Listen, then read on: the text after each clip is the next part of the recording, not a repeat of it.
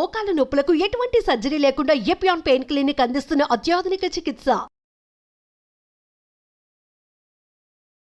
Welcome to Suman TV. So జనరల్గా ఏంటంటే sugar వ్యాధి, డయాబెటీస్ అనేది పూర్తిగా లైఫ్ స్టైల్ డిజార్డర్. దీన్ని మన లైఫ్ స్టైల్ చేంజెస్ ద్వారా తగ్గించుకోవచ్చు అని కూడా చెప్తూ ఉంటారు. పూర్తిగా రివర్స్ కూడా చేసుకోవచ్చు అంటారు.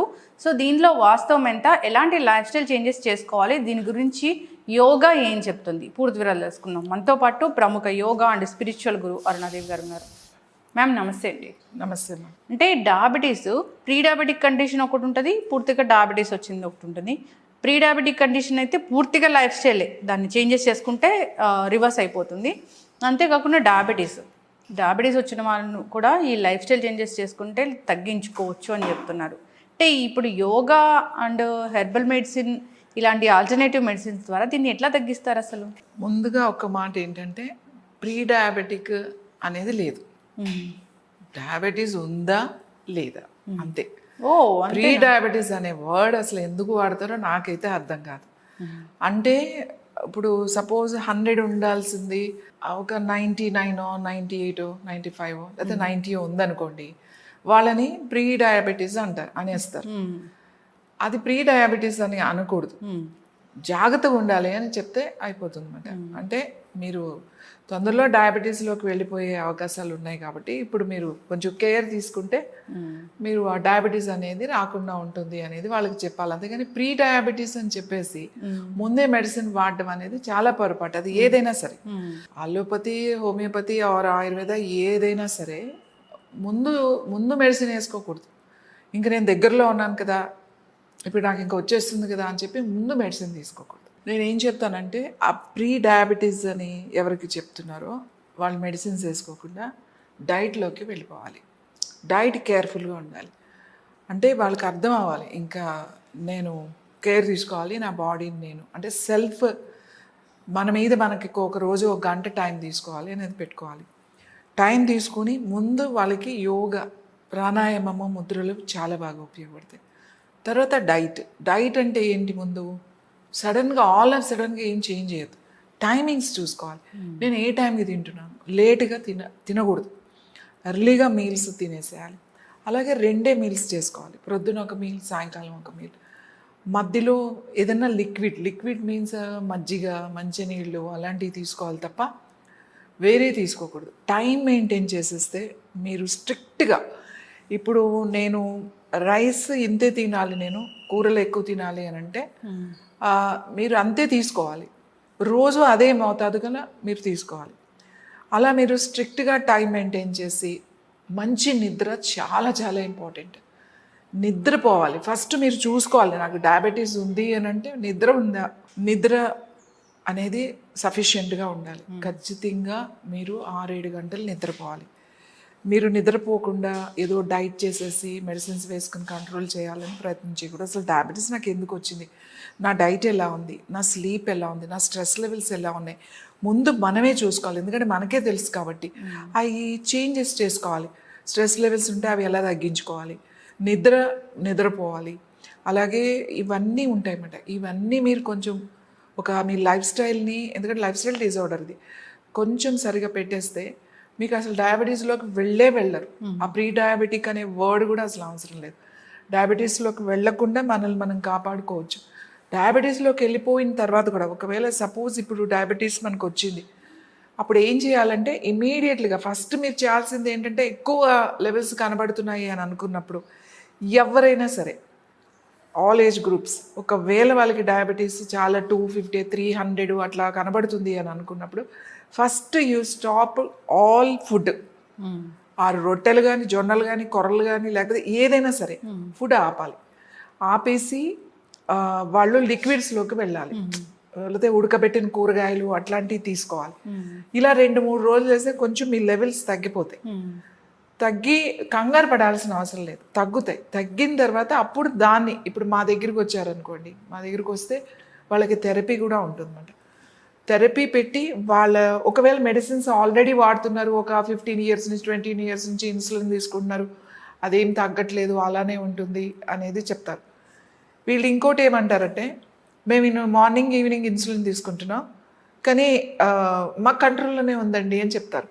మేము దాని గురించి రాలేదు, మా డయాబెటీస్ మాకు కంట్రోల్లో ఉంది, కానీ మా ప్రాబ్లమ్స్ ఏంటి అని అంటే నిద్ర పట్టట్లేదు, డైజెషన్ అవ్వట్లేదు, మోషన్ ఫ్రీగా అవ్వట్లేదు, లేకపోతే ఎక్కువ మోషన్స్ అయిపోతున్నాయి, మా పాదాలు నొప్పిగా ఉన్నాయి, అరికాళ్ళు మంటలుగా ఉన్నాయి, కాళ్ళు నొప్పులు ఎక్కువగా ఉన్నాయి, జాయింట్ పెయిన్స్ ఉన్నాయి, ఇలాంటి అన్నీ చెప్తారు. అంటే మాది వచ్చింది న్యూరో ప్రాబ్లం కాబట్టి మా డయాబెటీస్కి ఏం పర్వాలేదండి, బ్రహ్మాండంగా నేను 10 సంవత్సరాల నుంచి మెయింటైన్ చేసుకుంటున్నా అంటారు. ప్రాబ్లం అసలు వీళ్ళకి ఎందుకు వచ్చింది? ఈ ఇన్సులిన్ వల్ల వచ్చింది, లేదా వీళ్ళు వేసుకునే ఆ డయాబెటీస్ ట్యాబ్లెట్స్ వల్ల ఈ ప్రాబ్లం వచ్చింది. మనం దానికి ఏం చేయాలి అంటే నేను ఫస్ట్ అదే చెప్తా, ఫస్ట్ మీ ఇన్సులిన్ డోసేజ్ తగ్గించుకోండి మెల్లమెల్లగా, ఆల్ ఆఫ్ సడన్గా కాదు, అది తగ్గించాలి, బాగా తగ్గించాలి.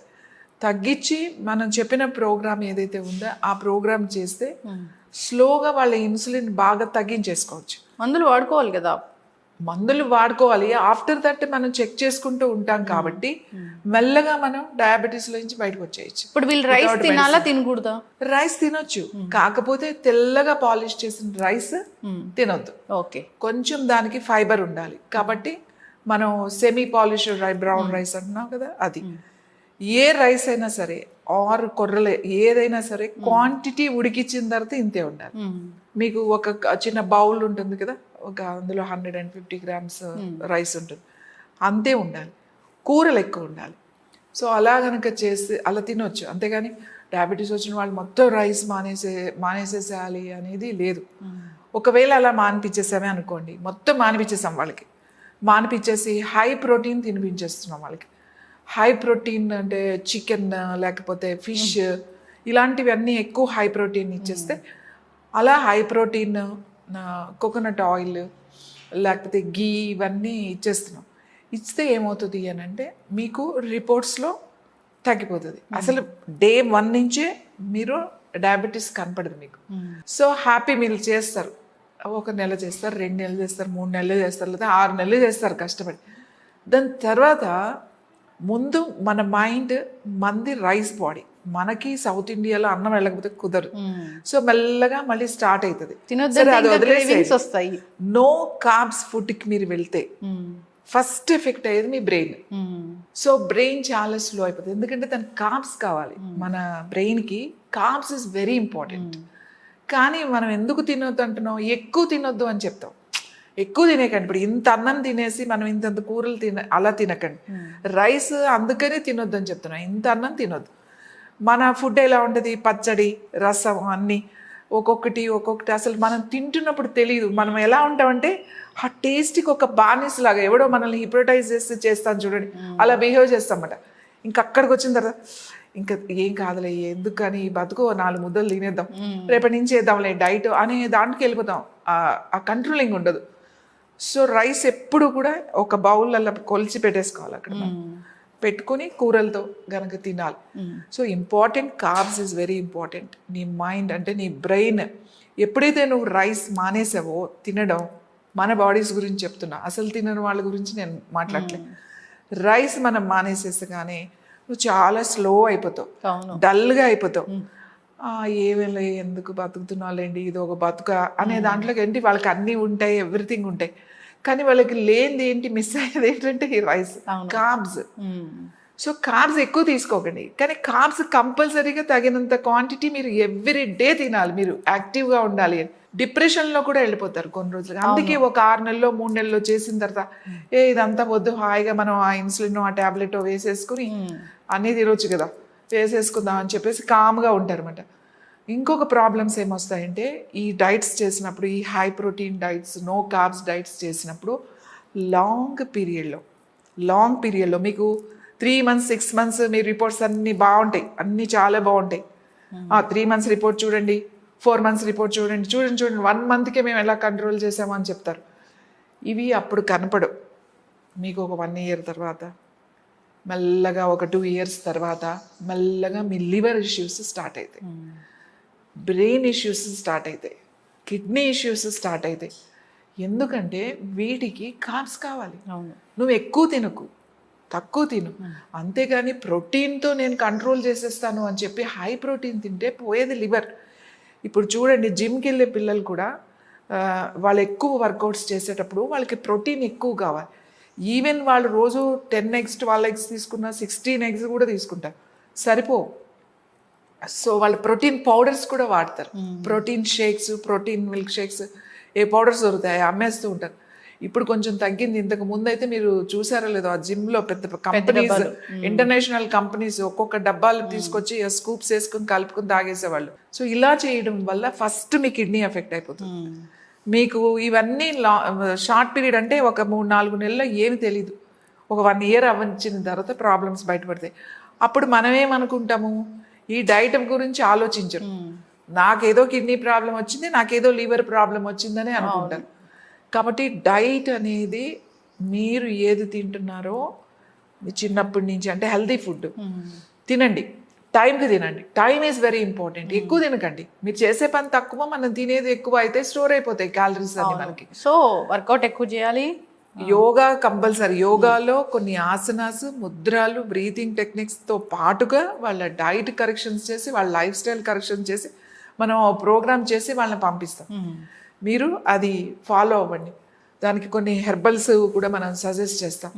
మనకి రిపోర్ట్లో వస్తేనే మనము మెడిసిన్స్ స్టాప్ చేయండి. కానీ మెడిసిన్స్ ఎప్పుడు కూడా పక్కన పెట్టుకుని దాన్ని ఫాలో అవుతూ మెల్లగా వెళ్ళాలి తప్ప, ఒకవేళ ఇవన్నీ చేస్తున్నావు అండి, ఇవన్నీ చేసినా కూడా మీకు ఒక్కొక్కసారి డయాబెటీస్ తక్కువ బాగు, అప్పుడు నువ్వు మెడిసినే వేసుకోవాలి. కానీ తక్కువ మోతాదులో వేసుకుంటావు.